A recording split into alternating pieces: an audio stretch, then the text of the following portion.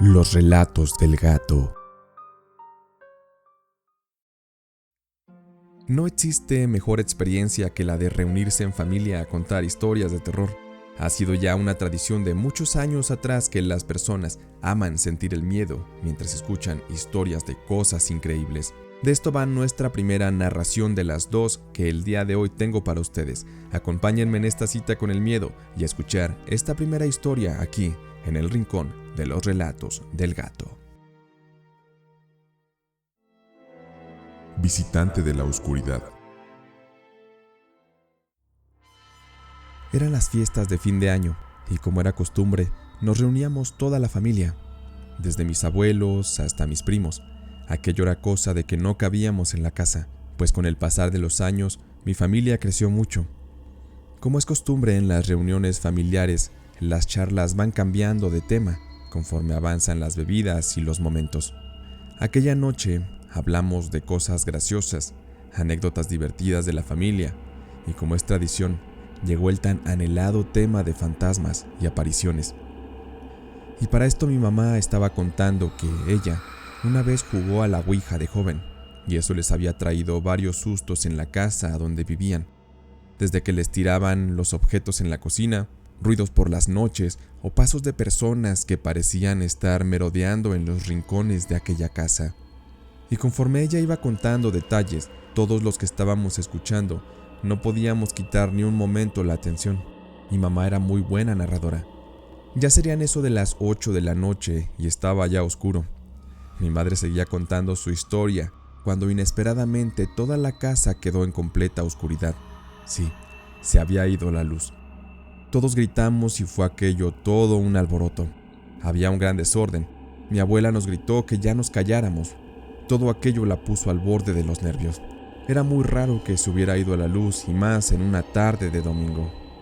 Mi abuela se dirigió hacia la cocina y regresó con un par de veladoras en sus manos, las cuales ya encendidas brindaban un poco de luz y así un poco de alivio ante las tinieblas de aquella atmósfera que había sido invadida por el terror de la historia que mi mamá estaba contando. Pero aún así todo se sentía tétrico y aterrador. Mis tíos comenzaron a decir que querían seguir escuchando.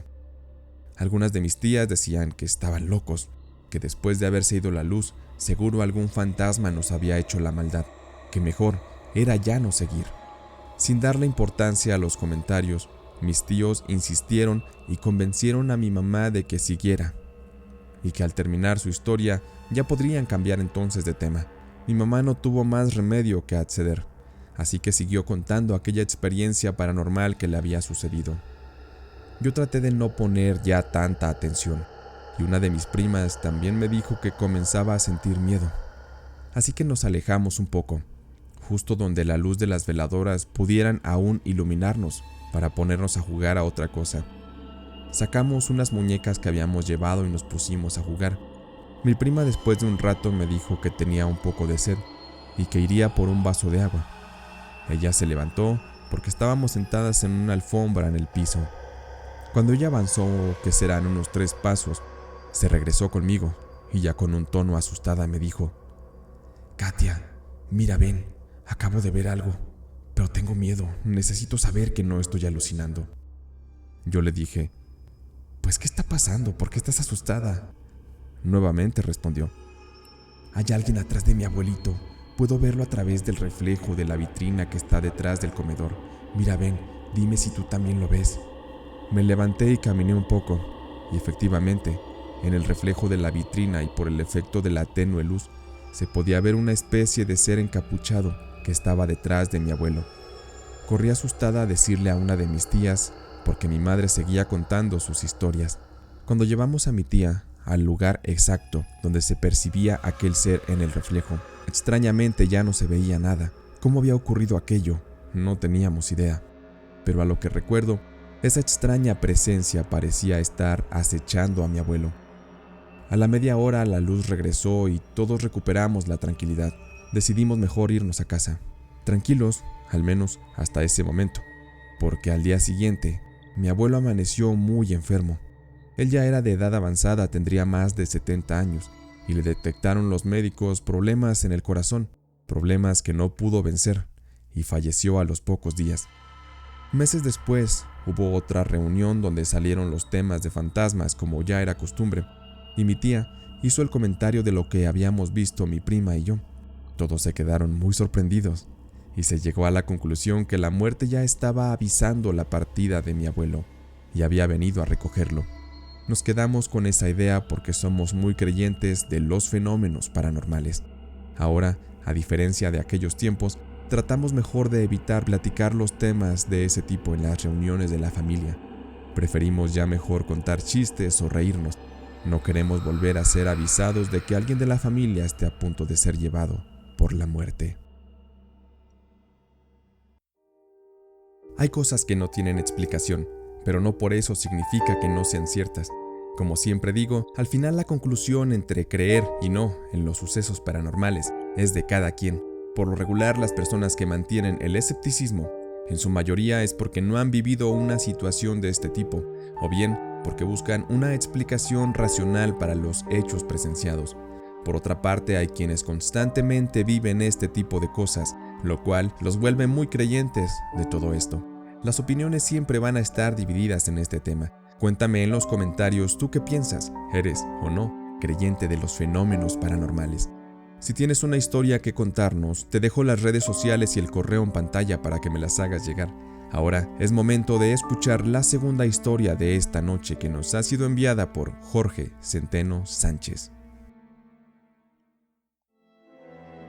El guardián y la manda. Comenzaba la década de los años 70 en el Cerro del Calvario, aquí en la ciudad de León, Guanajuato, célebre por sus múltiples relatos e historias de terror. Aquel día serían las 10 de la noche cuando regresé a casa. Preparaba algo de cenar y tenía la estufa prendida. Estaba muy concentrado en eso, pero repentinamente no sé por qué sentí como que alguien me observaba. No dudé en voltear, y me sorprendí mucho de ver que a escasos 2 metros de mí se encontraba parado un hombre de apariencia muy rara y poco visible dada la iluminación del lugar. Era un hombre de aproximados 40 años. Estaba parado de perfil y su rostro miraba hacia el piso. Al verlo me costaba creer que aquello fuera real y opté mejor por retirarme rápidamente del lugar, nervioso y sin comprender la razón de aquel suceso. Pasados unos días y estando ya acostado en mi cama, volvió a manifestarse, haciéndome sentir muchísimo miedo. No supe cómo reaccionar y solo pude taparme con mi cobija y quedarme dormido. Estos hechos se siguieron dando a través del tiempo. Yo escuchaba historias de este personaje o entidad que se manifestaba en mi casa. Incluso el párroco de la iglesia me platicó que ahí en esa casa había dinero enterrado. ¿Cómo lo sabía? No tengo idea. En una ocasión decidí tomar las herramientas y ponerme a escarbar para acabar con esas apariciones de una vez por todas. No obtuve resultados positivos y decepcionado volví a tapar la excavación.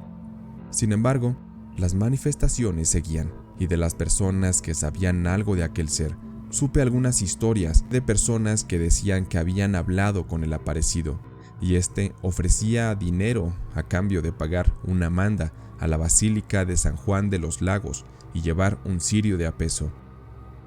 Al paso de los años decidí volver a liberar mi casa de esa entidad y volvimos a iniciar la búsqueda entre un amigo y yo de aquel dinero que el hombre enterró ahí. Esa ocasión estuvimos a punto de sacarlo, pero decidimos ir a pagar primero la manda de una manera anticipada. Íbamos mi amigo y yo camino a San Juan de los Lagos en su Volkswagen, que era prácticamente nuevo, y menciono esto porque al iniciar el viaje, el coche comenzó a fallar y se apagó. Lo volví a echar a andar y continuamos el viaje, pero esto se repitió por al menos 10 veces hasta llegar a la basílica. Ya estando en una de las puertas laterales de aquel recinto sagrado, que era nuestro destino, mi amigo me dio el cirio y me dijo que me correspondía entregarlo a mí. ¿Cuál fue mi sorpresa que al entrar en la basílica, la gente que estaba dentro era bastante extraña, como de otra época más antigua a la nuestra?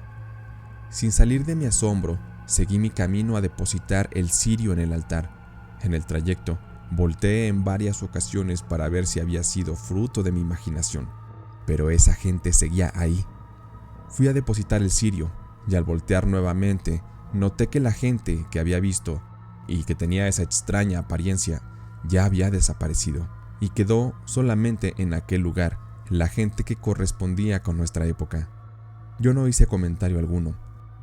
Ya de regreso noté que el carro no nos falló en ni siquiera una ocasión. Al pasar del tiempo consulté con una persona experta en estos hechos y me explicó que la entidad que había quedado atrapada en mi casa no podía trascender porque fuerzas malignas lo tenían atrapado y que al momento de ir a pagar su manda lo íbamos a ayudar a trascender y así quedaría libre. También me dijo que las fuerzas malignas hacían fallar el carro para evitar que llegáramos. Otro detalle que me explicó es que al entrar yo en la basílica, esa entidad entró en mí. Por eso fue que pude ver las cosas como si fueran otros tiempos. Fui advertido de dejar la excavación porque ya sería peligroso. Definitivamente, las fuerzas malignas tomaron posesión del lugar, pese a que el espíritu cautivo ya había trascendido. Cabe mencionar aquí que el ambiente en el lugar ya se sentía muy mal, era tétrico, frío y hasta se dificultaba respirar. Después de unas semanas decidimos volver, aún sabiendo lo que íbamos a enfrentar al llegar. Lo primero que noté fue que el ambiente ya se sentía algo más tranquilo y entre comillas normal, e iniciamos la búsqueda del dinero. Bajé al fondo de la excavación de unos cuantos metros de profundidad, escarbé por una media hora y al salir vi que mi amigo estaba nervioso. Me dijo que algo se movía violentamente dentro de una de las habitaciones que se encontraban a un lado del lugar donde estábamos excavando. Me armé de valor y decidí ir a investigar. Entrando a aquella habitación, la oscuridad era casi absoluta, iluminada apenas por la luz de las veladoras que usábamos como protección. Ahí dentro me senté en el borde de una de las camas y comencé a experimentar de inmediato algo que jamás había sentido. Todos los cabellos se me erizaron y sentí mucho miedo.